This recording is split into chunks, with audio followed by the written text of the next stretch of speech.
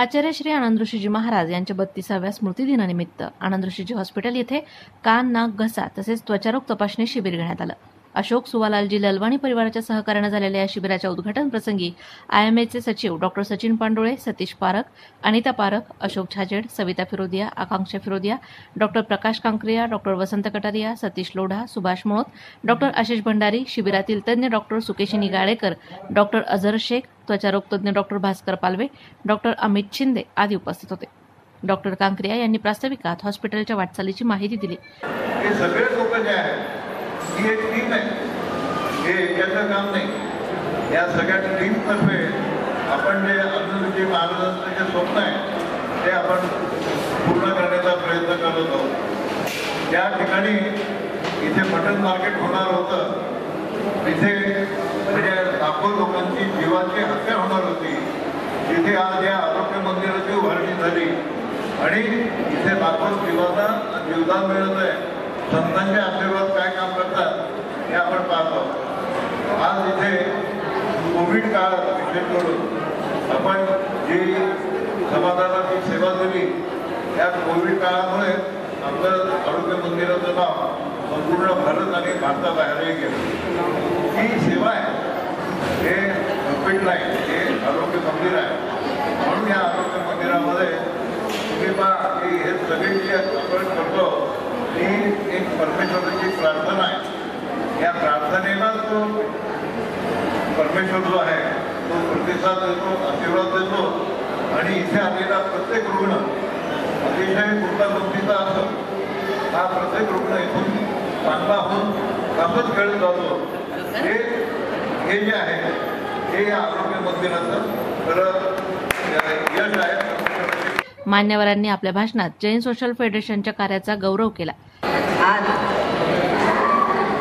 हे जैन सोशल तर्फे कान, नाक, घसाची त्वचारोग शिबिराचे आयोजन केले.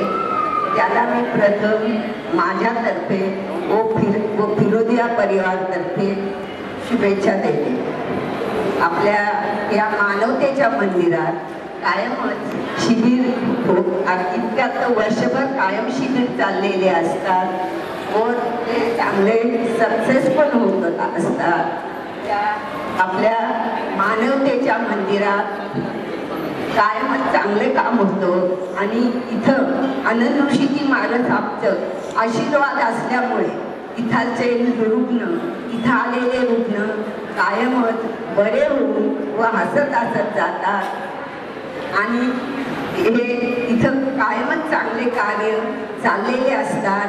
हे असेच काम कायम चांगले हो आणि हे आपलं हॉस्पिटल आज अत्युच्च शिखर गाठत आहे.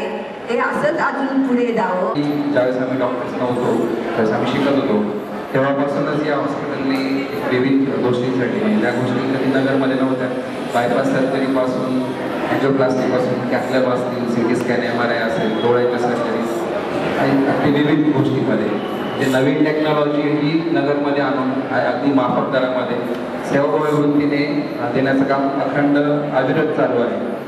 बऱ्याच जण काही गोष्टी एखादी संस्था काही वर्षासाठी करू शकते आणि त्या स्टेपमध्ये काही वर्ष राहते, पण 25 वर्ष कंटिन्यू सेम स्पीडमध्ये सेम उत्साहात हा सेवाभावी वृत्तीने काम करणं हे खरोखर वाखाणण्यासारखं आहे.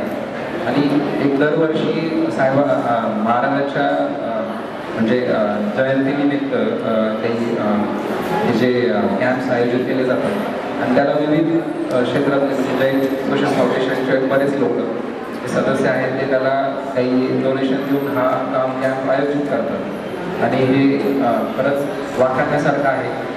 तर माझ्याकडून IMA जी आमची डॉक्टरांची संघटना आहे, आमचे बरेच मेंबर्स या संस्थेमार्फत घडले आणि त्यांनी स्वतःचे प्रायव्हेट हॉस्पिटल्स पण टाकले.